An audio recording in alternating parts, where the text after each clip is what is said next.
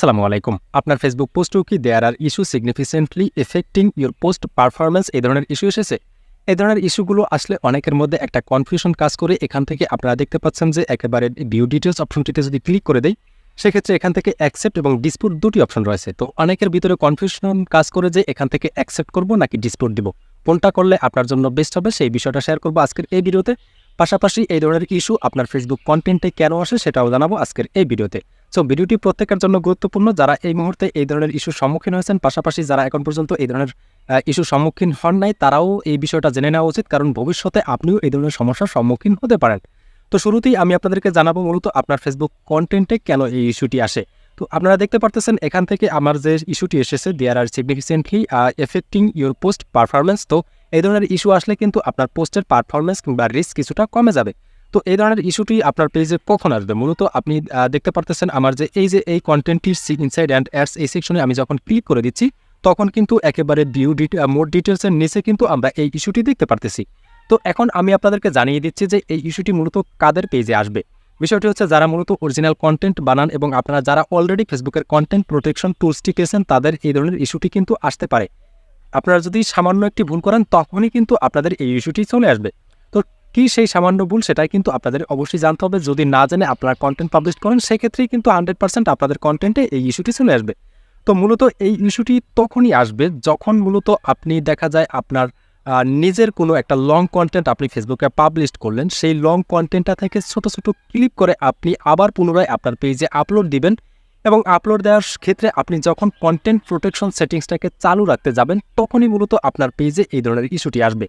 তো বিষয়টা আমি আপনাদেরকে আরও একটু ক্লিয়ার করে বোঝাচ্ছি। ধরুন আমি এই যে আমার যে ভিডিওটি আপনারা দেখতে পারতেছেন, এই ভিডিওটা কিন্তু আমার একটা লং ভিডিওর একটা ক্লিপ বা একটা অংশ।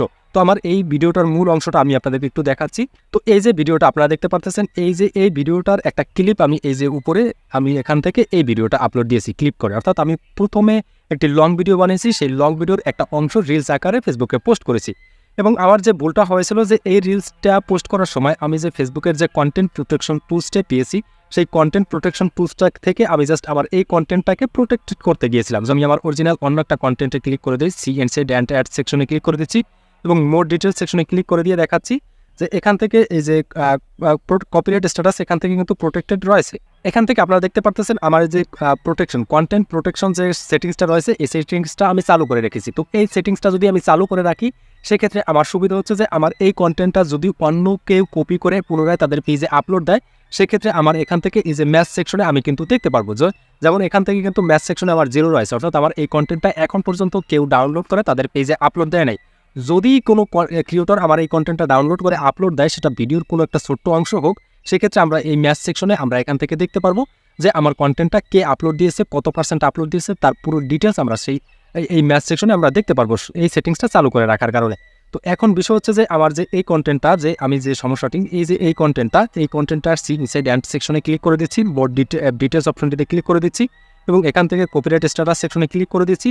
কপিরাইট স্ট্যাটাস সেকশনে ক্লিক করে দিলে আপনারা দেখতে পারতেছেন এই যে প্রোটেক্টেড কন্টেন্ট, এই সেটিংসটা কিন্তু আমার এখান থেকে ডিজেবল বা এখান থেকে ক্লিকেবল নাই। এখানে আমি যদি ক্লিক করে দিই, সেক্ষেত্রে ক্লিক করতে পারতেছি না। পাশাপাশি এখান থেকে ম্যাচ সেকশনে ক্লিক করে দিলে দেখতে পারতেছি আমরা এখান থেকে একটা ম্যাচ রয়েছে।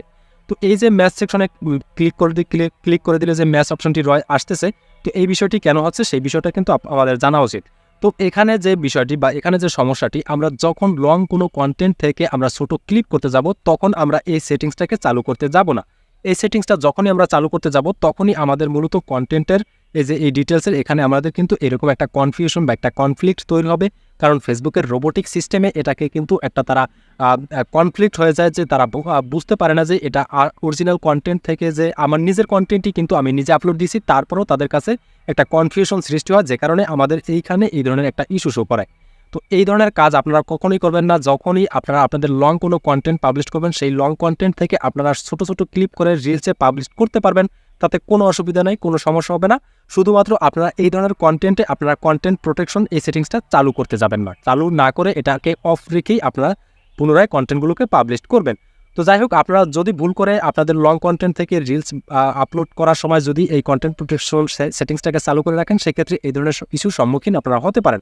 তবে চিন্তার কোনো কারণ নেই। এই ধরনের ইস্যু আসলে আপনারা যে কাজটি করবেন, এখানে এই ইস্যুটির উপরে আপনারা ক্লিক করে দেবেন এরপরে আপনারা এখান থেকে দিস পোস্ট এই যে হ্যাজ ওনারশিপ ইস্যু এখানে ক্লিক করে দিবেন এবং এখানে ক্লিক করে দেওয়ার পর আপনাদের সামনে এরকম একটা অপশন চলে আসবে যেখান থেকে ভিউ ডিটেলস একটি অপশন দেখতে পারবেন, এখানে ক্লিক করে দিবেন এবং এখানে ক্লিক করে দিয়ে এখান থেকে নিচে দেখতে পারবেন অ্যাকসেপ্ট এবং ডিসপুট দুটি অপশন রয়েছে। তো আপনারা এখান থেকে যে কাজটি করবেন অবশ্যই অ্যাকসেপ্ট অপশনটিতে আপনারা ক্লিক করে দিবেন, ভুলেও আপনারা ডিসপুট দিবেন না। অ্যাকসেপ্ট অপশনটিতে যদি আপনি ক্লিক করে দেন সেক্ষেত্রে ফেসবুক শুধুমাত্র আপনার কন্টেন্ট প্রোটেকশন সেটিংসটাকে অফ করে রাখবে, বাট আপনার এখানে কোনো স্ট্রাইক আসবে না বা আপনাকে কোনো কপিরাইট ইস্যুও দেবে না বা কোনো কিছুই করবে না, এতে করে আপনার রিচেও কোনো ইম্প্যাক্ট পড়বে না।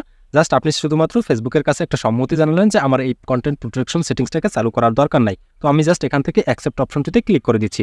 তো অ্যাকসেপ্ট অপশনটিতে ক্লিক করে দেওয়ার পর আমি এখান থেকে ব্যাক করতেছি। তো ব্যাক করার সাথে সাথে আপনার একটা যে ইস্যুটা চলে যাবে বিষয়টা এমন না, কিছুটা সময় নিতে পারে যে আপনার এখান থেকে ইস্যুটা চলে যাওয়ার জন্য। তো দেখতে পারতেছেন আমি এখান থেকে ব্যাক করতেছি এবং আমি একটু রিফ্রেশ দিই, দেখি এখান থেকে ইস্যুটা ইনস্ট্যান্ট যায় কিনা। তো না, আমার মনে হয় না এটা ইনস্ট্যান্ট যাবে, এটা কিছুটা সময় নেবে এই ইস্যুটা যাওয়ার জন্য। যেহেতু আমি অ্যাকসেপ্ট করেছি তাদের কাছে এটা একটা নোটিফিকেশন যাবে, তারা আবার রিভিউ করে দেখবে, পরবর্তীতে 24 থেকে 48 ঘন্টার মধ্যে আমাদের এই ইস্যুটা তারা সলভ করে দেবে।